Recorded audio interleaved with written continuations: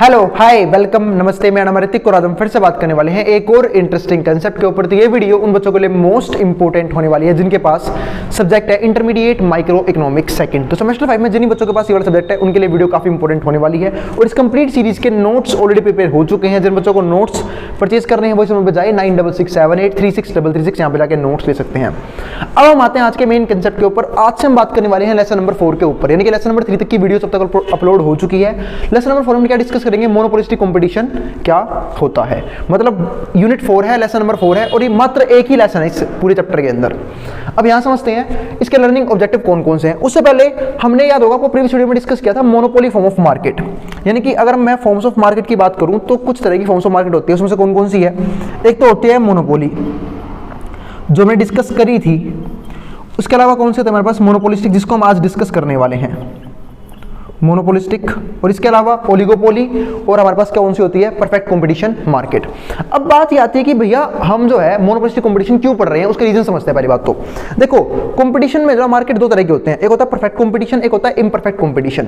अगर मैं perfect competition की बात करूं तो यहाँ पे क्या आता है हमारे पास, यहाँ पे परफेक्ट कंपटीशन मार्केट, यानी कि जहां पे लार्ज नंबर ऑफ बायर्स होते हैं, लार्ज नंबर ऑफ सेलर होते हैं और वो आइडेंटिकल प्रोडक्ट सेल कर रहे होते हैं, यानी कि ऐसे प्रोडक्ट जिनको मतलब अगर अलग अलग मैं रख दूं, ठीक है, पर वो आप पहचान नहीं पाओगे, उनके सारे फीचर सेम मिलेंगे आपको, बिल्कुल दिखने में एक जैसे होंगे, सब कुछ उनका एक जैसा होगा। उन्हें क्या बोलते हैं, आइडेंटिकल प्रोडक्ट्स, ठीक है, वो सेल होते थे परफेक्ट कंपटीशन में। उसके अलावा अगर मैं मोनोपोली की बात करूं तो मोनोपोली में क्या होता है, जहां पे एक सिंगल सेलर होता है और लार्ज नंबर ऑफ बायर्स होते हैं। लेकिन अगर मैं इन दोनों फॉर्म्स ऑफ मार्केट को देखूं तो चाहे वो हमारी मोनोपोली हो चाहे वो हमारा परफेक्ट कंपटीशन हो, वो दोनों की दोनों बहुत ही मुश्किल, रेयरली रियल लाइफ में एग्जिस्ट नहीं करते।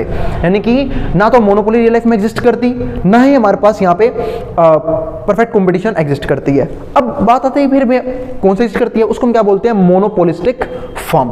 अब जो मोनोपोलिस्टिक फॉर्म है जिसको हम आज डिस्कस करने वाले हैं, यानी कि मोनोपोलिस्टिक फॉर्म ऑफ मार्केट, ये जो है ये कॉम्बिनेशन है परफेक्ट कंपटीशन का भी और दूसरा मोनोपोली का भी, यानी कि दोनों को अगर कंबाइन कर दे तब कहीं ना कहीं इसके फीचर बनते हैं मोनोपोलिस्टिक कंपटीशन मार्केट के। अब बात है भैया इसमें होता क्या है, अगर मैं इस मार्केट की बात करूं तो यहाँ पे जो है बहुत सारे सेलर होते हैं और बहुत सारे बायर्स होते हैं, यानी कि सेलर भी बहुत सारे हैं, बायर्स भी बहुत सारे हैं और वो लोग जो है वो कहीं ना कहीं सिमिलर प्रोडक्ट सेल कर रहे होते हैं, आइडेंटिकल नहीं सिमिलर प्रोडक्ट सेल कर रहे होते हैं। अब सिमिलर का मतलब क्या है, यहाँ पे मतलब बिल्कुल कुछ सेम पर फीचर्स जो हैं उनके क्या मिलेंगे, अलग अलग मिलेंगे। आपको एग्जांपल समझाता हूं, जैसे फॉर एग्जांपल मोनोपोलिस्टिक फॉर्म में क्या आएगा, मोबाइल फोन्स। अगर मैं मोबाइल फोन्स की मार्केट की बात करूं तो देखो बहुत सारी कंपनीज हैं, कुछ के हमने नाम सुने भी हैं और कुछ इतनी नकली कंपनीज हैं जिनके नाम हमने सुने भी नहीं है। तो अगर मैं मोबाइल फोन्स की बात करूं तो इसको हम क्या बोलते हैं, एग्जांपल किसका, मोनोपोलिस्टिक फॉर्म का। अब आपने देखा होगा, अब सबका काम क्या है, मोबाइल फोन सेल करना। मोबाइल फोन का जो कुछ फीचर सब में सेम मिलता है, लेकिन क्या हर एक फीचर सेम मिलते हैं, नहीं। हर एक फोन जो है यहाँ पे अलग अलग फीचर्स को लॉन्च करता है, उनके बेस पे वो लोग क्या कर रहे होते हैं, वॉर कर रहे होते हैं, कंपनीज के बीच में कंपटीशन क्रिएट कर रहे होते हैं।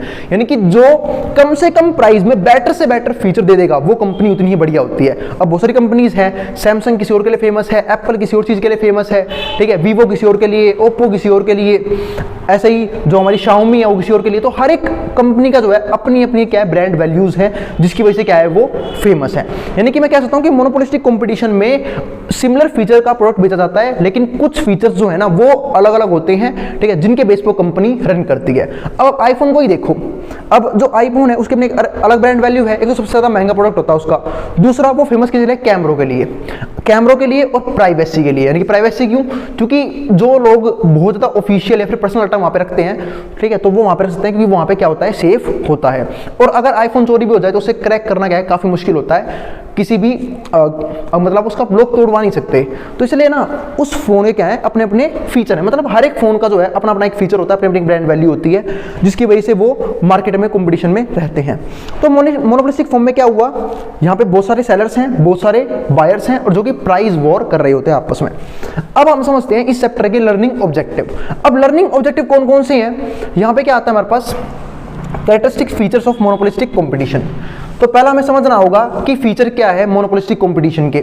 दूसरा हम क्या देखेंगे, यहाँ पे short run and long run equilibrium, यानी कि शॉर्ट रन और लॉन्ग रन इक्विलिब्रियम क्या होता है। अब बात है शॉर्ट रन और लॉन्ग रन का मतलब क्या होता है। देखो शॉर्ट रन का मतलब क्या होता है कि छोटे टाइम पीरियड के लिए ये लोग जो है वो कहाँ पे इक्विलिब्रियम क्रिएट करते हैं लॉन्ग रन में, और अगर मैं लंबे टाइम में देखूँ तो वहाँ पे कहाँ पे इनका इक्विलिब्रियम बनता है, वो हम डिस्कस करेंगे। इसके अलावा और क्या आता है, condition for a firm in monopolistic competition. ठीक है, मोनोपोलिस्टिक कंपटीशन में कंडीशन क्या क्या होती है। तीसरा, social cost associated with monopolistic competition, यानी कि मोनोपोलिस्टिक कंपटीशन में सोशल कॉस्ट किस लेवल का है। अब जिनको नहीं पता बताता हूं, सोशल कॉस्ट का मतलब क्या होता है। जब भी किसी भी कंट्री के अंदर, किसी भी इंडस्ट्री के अंदर अगर मैं बिजनेस डेवलप करना होता है तो वहाँ पे हमें कुछ सोशल कॉस्ट यानी कि कुछ सोसाइटीज़ के लिए काम करना पड़ता है ताकि सोशल वेलफेयर किया जा सके। फॉर एग्जांपल, हम लोग इंफ्रास्ट्रक्चर डेवलप करते हैं, ट्रांसपोर्ट सिस्टम डेवलप करते हैं, ठीक है, एजुकेशन सिस्टम डेवलप करते हैं, कम्युनिकेशन सिस्टम डेवलप करते हैं। ये सब किसके अंदर आता है, सोशल कॉस्ट के अंदर आता है। यानी कि कोई भी बिजनेस वो सोसाइटी में रन करता है, तो अगर वो सोसाइटी के अच्छे तरीके से काम नहीं करेगा तो सोसाइटी उसे ज़्यादा टिकने नहीं देगी, या तो उसका प्रोडक्ट यूज़ नहीं करेगी या फिर उसके खिलाफ कंप्लेन वगैरह करके मार्केट से बाहर निकाल देगी, जो कि सोसाइटी को हार्म कर रही है। तो इसलिए सोशल कॉस्ट जो है काफ़ी इंपॉर्टेंट पार्ट यहाँ पे प्ले करता है। तो social cost associated with the monopolistic competition as compare to perfect competition and monopoly. तब हमारा परफेक्ट कंपटीशन भी कंपेयर होता है और मोनोपोली भी क्या होता है, कंपेयर होता है। फोर्थ में क्या है, non price competition under monopolistic structure. मैंने ये बात करी कि ये लोग कभी भी प्राइस को लेकर लड़ाई करते ही नहीं है। ये लोग लड़ते किसके लिए, अपनी ब्रांड वैल्यू के लिए, अपने फीचर्स के लिए जाने जाते हैं ये लोग, यानी कि लोग फीचर्स को लेके वॉर करते हैं। इनके बीच में क्या होता है, नॉन प्राइस कंपटीशन, यानी कि बाकी सारी फॉर्म क्या होती है, कहना कि प्राइस को लेकर लड़ रही होती है कि अगर किसी ने प्राइस हायर कर दिए तो लोग जो है वो शिफ्ट कर जाएंगे किसी दूसरे प्रोडक्ट की तरफ। लेकिन यहाँ पे ऐसा नहीं होता। यहाँ पे कंपनीज जो है, आपने देखा अगर मैं मोबाइल फोन्स का नाम ले रहा था तो मोबाइल फोन में जनरली किस चीज की ऐड चलती है, प्राइस की ऐड नहीं चलती, उनके फीचर्स की ऐड चलती है। यानी कि वो लोग क्या एडिशनल लेके आ रहे हैं जिसकी वजह से कंज्यूमर उनकी तरफ अट्रैक्ट होंगे। तो वही सेम चीज यहां पे है। तो ये क्या हो गया, non price competition under monopolistic market structure. अब आता है हमारे पास इंट्रोडक्शन इस चैप्टर का, यानी कि मोनोपोलिस्टिक कंपटीशन का इंट्रोडक्शन पढ़ते हैं। इसमें हम सारे सब मार्केट फॉर्म्स को कंपेयर करते हुए चलेंगे। तो इन परफेक्ट कंपटीशन, अगर मैं परफेक्ट कंपटीशन की बात करूं, हैव मैनी बायर्स, इसे क्या है, बहुत सारे बायर्स होते हैं, and sellers with each firm being a price taker. यहां पे हर एक फर्म क्या होती है, प्राइस टेकर होती है। अब आते हैं प्राइस टेकर क्या होता है, यानी कि यहाँ पे जो है वो प्राइस को डिटरमाइन करता है इंडस्ट्री खुद, और बाकी सारी फर्म सिर्फ उस प्राइस को फॉलो करने का काम करते हैं। इसलिए हम क्या बोलते हैं, परफेक्ट कंपटीशन में हर एक जो फर्म है वो क्या है, प्राइस टेकर है, ना कि प्राइस मेकर। लेकिन अगर मैं इसे कंपेयर करूं मोनोपोली से, वो देखेंगे आगे, तो in contrast to this monopoly there is a single seller. यहाँ पे एक सिंगल सेलर होता है तो act as a price maker. तो यही लोग अपना प्राइस खुद सेट करते हैं, वो भी मैक्सिमम प्रॉफिट जनरेट करने के लिए। इसके बाद इन perfect competition demand curve faced by single firm is infinitely elastic.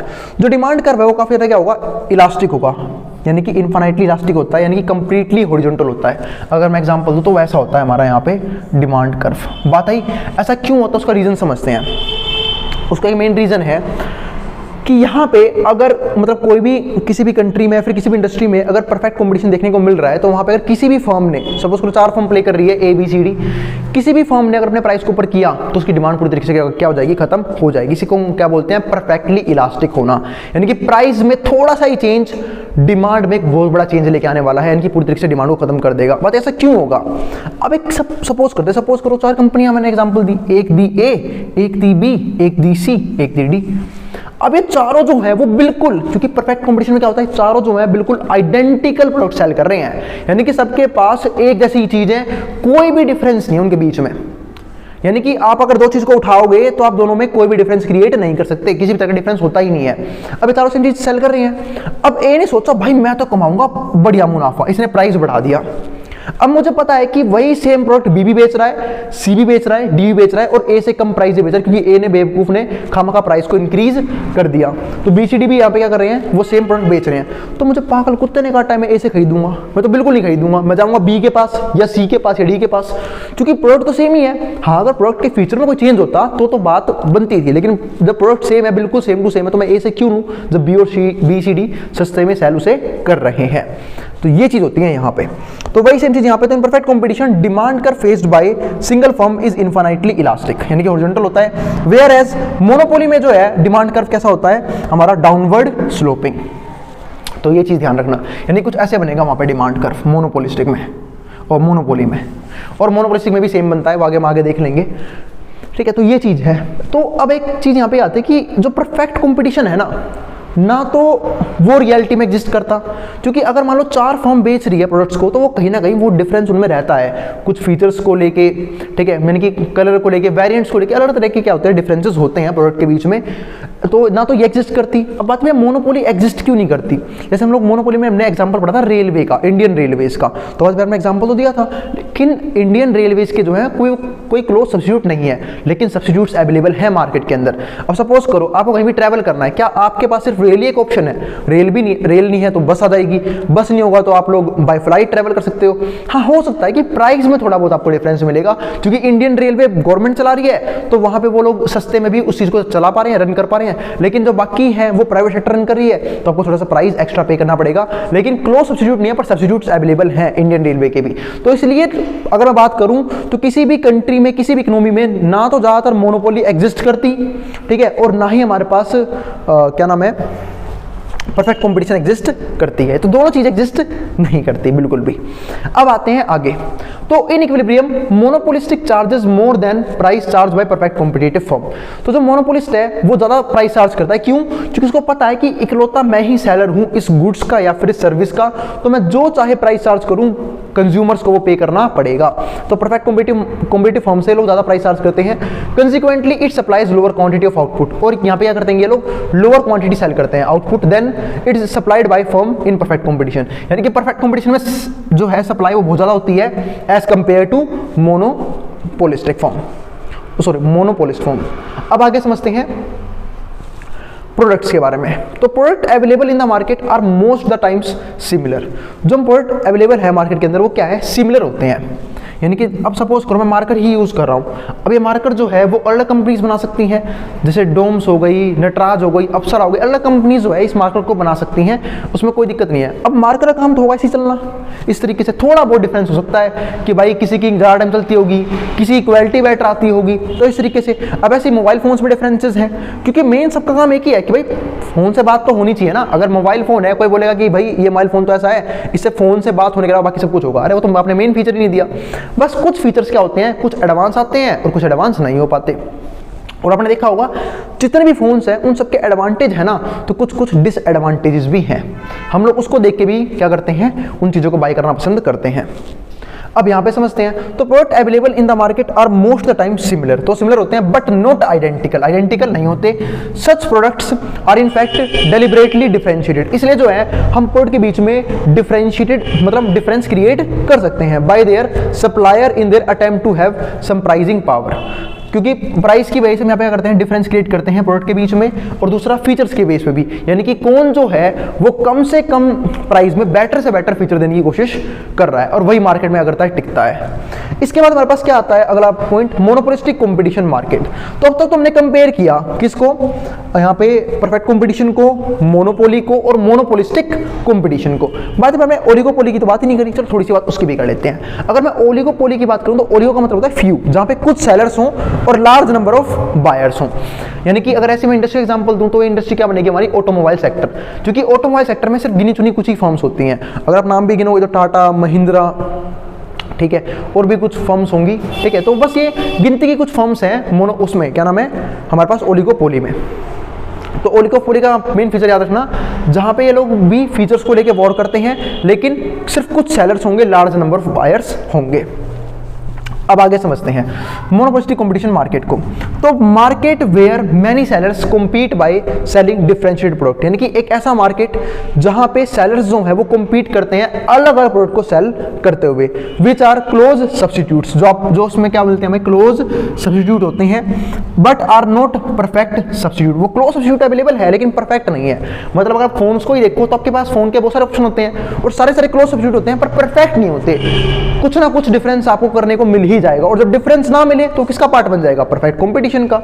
इसलिए आपको कहीं ना कहीं डिफरेंस देखने को मिलता है। In other words product sold by different sellers are similar, यानी कि मैं ये भी कह सकता हूं कि जो प्रोडक्ट सोल्ड हो रहे हैं, जो अलग सेलर्स सेल कर रहे हैं, वो क्या मिलेंगे आपको, सिमिलर मिलेंगे बट सेम, यानी कि आइडेंटिकल नहीं मिलेंगे, but not identical, having positive and high cross इलास्टिसिटीज।